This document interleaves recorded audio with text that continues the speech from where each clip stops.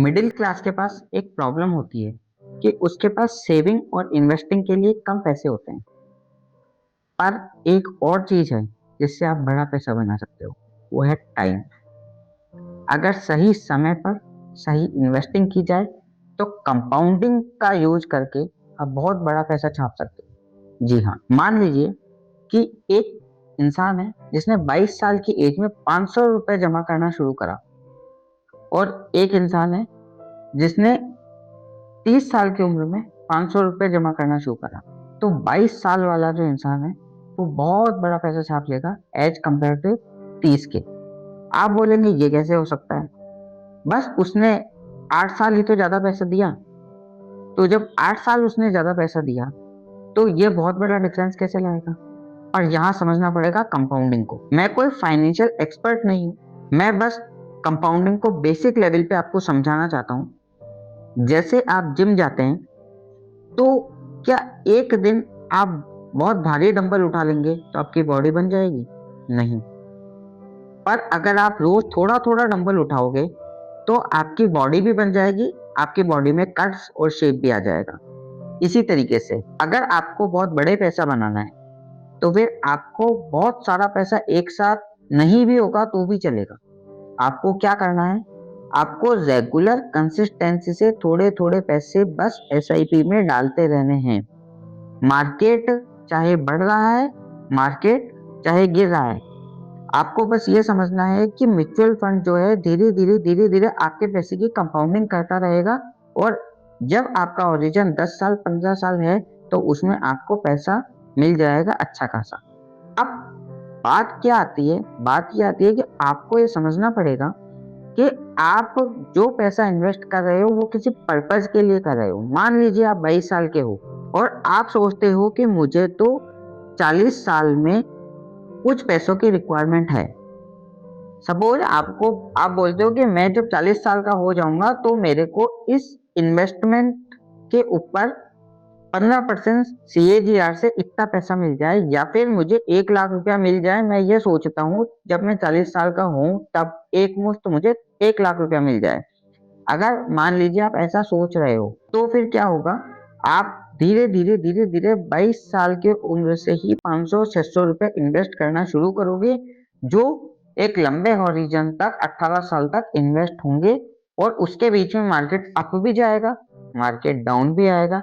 Market up and down होने के बीच में आप कोई फ्लक्चुएशन नहीं करोगे। आप ऐसा नहीं अपना पैसा निकाल लोगे, लालच में आ जाओगे, डर में आ जाओगे, ऐसा कुछ नहीं होगा। आप बस पैसा इन्वेस्ट करते जाओगे और जैसे जैसे आपका बढ़ता जाएगा, आपकी सैलरी ग्रोथ होती जाएगी, आप इस पैसे को थोड़ा थोड़ा सा बढ़ाते रहोगे और आप अपने टारगेट को अचीव कर लोगे।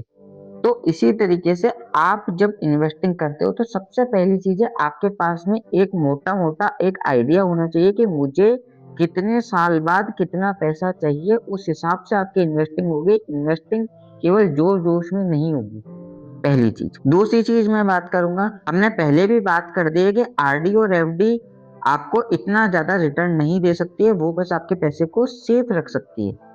और सच बोलूं तो सेफ भी नहीं रख सकती, धीरे धीरे आपका पैसा उसमें कम ही होता है, जो दिखता नहीं है। इनविजिबल वे में आप इन्फ्लेशन से हार ही जाते हो, तो वो भी कोई केस नहीं है। अब आपको एसआईपी करनी चाहिए। अब एसआईपी कर तो रहे हो और लंबे ओरिजिन के लिए करें, और जितना जल्दी हो रहा है उतना जल्दी आप शुरू कर रहे हो। ये 3 चीजें हो गई। अब इसके बाद में आपको समझना पड़ेगा कि कहाँ आप इन्वेस्ट करो, मतलब किस म्यूचुअल फंड में आप इन्वेस्ट करो या किस म्यूचुअल फंड में आप इन्वेस्ट ना करो। ये भी आपको समझना है तो किसी फाइनेंशियल एडवाइजर से आप सलाह ले सकते हो, या फिर किसी ऐसे व्यक्ति से जो कि काफी दिनों से इन्वेस्टमेंट कर रहा है उससे भी आप सीख सकते हो। मैं कोई फाइनेंशियल एडवाइजर नहीं हूँ, मैं सिर्फ आपको ये बता सकता हूँ कि वांट और नीड का डिफरेंस क्या है, आपको कब पैसा इन्वेस्ट करना चाहिए, और जितना जल्दी आप इन्वेस्टमेंट शुरू करोगे उतना ज्यादा ग्रोथ आपको फ्यूचर में मिलेगी। अगर आप चाहते हो कि और डिटेल में इसके बारे में बात की जाए, टेबल चार्ट बना के कि मुझे अगर इतना पैसा चाहिए तो मुझे कितना परसेंट CAGR से कितना पैसा मुझे 10 साल में मिल सकता है, 15 साल में मिल सकता है, तो आप मुझे कमेंट करके बताइए। मैं कोशिश करूंगा कि एक डेटा का एनालिसिस करूं और आपको बताऊं कि आप पैसा कैसे कमा सकते हो। ठीक है, तो अभी तक हमने क्या क्या सीखा, हम थोड़ा सा उस पर ब्रीफ कर लेते हैं। पैसा कमाना, चाहे वो छोटा पैसा हो, चाहे वो बड़ा पैसा हो, चाहे आपकी सैलरी कम हो, लेकिन यकीन मानिए आप पैसा कमा रहे हो, आप जॉब कर रहे हो, दैट मीन्स कि आप उन लोगों से बहुत आगे हो जो घर पे बैठे हैं और सिर्फ सोच रहे हैं कि मैं करूंगा जॉब, मैं करूंगा। नहीं, आप एक एक्शन टेक करो। Congratulation for that. Second thing, आपने अगर ये सारे वीडियोज अभी तक देखे हैं, दैट मीन्स कि आप ये भी समझ गए होंगे कि अपनी बजटिंग करना, कितने पैसे आप कमा रहे हो, कौन से पैसे कहाँ खर्च हो रहे हैं, कौन से पैसे कहाँ खर्च नहीं हो रहे, और कितना आप सेविंग कर सकते हो, कितनी आप इन्वेस्टिंग कर सकते हो, इसके बारे में भी बेसिक जानकारी आपको आ गई होगी और आप हिंदुस्तान में कई लोगों से आगे निकल गए हो। दूसरी चीज, तीसरी चीज, अब आपको ये भी समझ में आ गया है कि अगर मुझे इन्वेस्टिंग करनी है तो आरडी और एफडी में क्या दिक्कत है, एसआईपी में क्या है। ना आरडी गलत है, ना एफडी गलत है, ना म्यूचुअल फंड गलत है। गलत ये है कि आप किस स्टेज पे किस जगह इन्वेस्टमेंट कर रहे हो, ये भी आप समझ गए। तो आप हिंदुस्तान के बहुत सारे लोगों से और आगे निकल गए हो। और आप ये भी समझ गए हो कि इन्फ्लेशन क्या होता है, मतलब कि हर साल महंगाई भी जो बढ़ती है, उस कॉन्सेप्ट को भी आप समझ गए हो। तो आप यह भी समझ गए हो कि किस तरीके से आपने अगर अपने पैसे किसी को उधार दिए हैं तो आप अपना ही नुकसान कर रहे हो। आपको लग रहा है कि आपने 5,000 रुपए किसको उधार दिए और वो 5,000 रुपए मुझे वापस दे देगा, तो नहीं। अगर वो 5,000 रुपए जो आपने आज किसी को उधार दिए हैं, अगर वो 1 साल बाद आपको पैसे वापस देगा, तो समझिए कि उसमें से 5% की तो वृद्धि ही हो गई है, मतलब कि 5% तो महंगाई ही बढ़ गई है। तो जब अगर उसने 5,000 आपको वापस भी दे दिए ना, तो भी आप समझे उसमें से 5% का नुकसान तो आप खा के बैठे हो। तो मदद वहीं करे जहां पे जरूरत हो। इमोशनल टेंडेंसी से थोड़ा सा ऊपर उठे और ये सोचें कि यार आपका पैसा आपका है, उसे फालतू में इधर उधर बांटना बंद कर दें।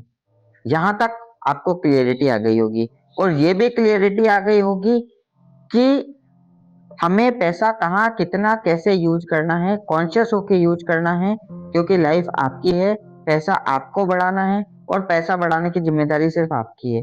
तो इन क्लियरिटी के साथ मैं इस वीडियो को खत्म कर रहा हूँ। अब आगे का जो वीडियो आएंगे वो थोड़ा सा इस लेवल पे होंगे कि कैसे आप मार्केट में हो रहे फ्रॉड से बचें। वहां पे मैं कोशिश करूंगा कि आपको इंसाइट दूं और बताऊं कि एक्चुअली मार्केट में क्या फ्रॉड चलता है।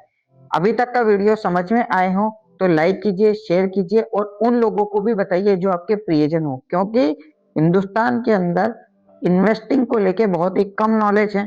तो आप वहां पे आगे बढ़िए, लोगों को समझाइए और अभी तक आपने जो सीखा उसके लिए कमेंट कीजिए। मिलते हैं नेक्स्ट वीडियो में।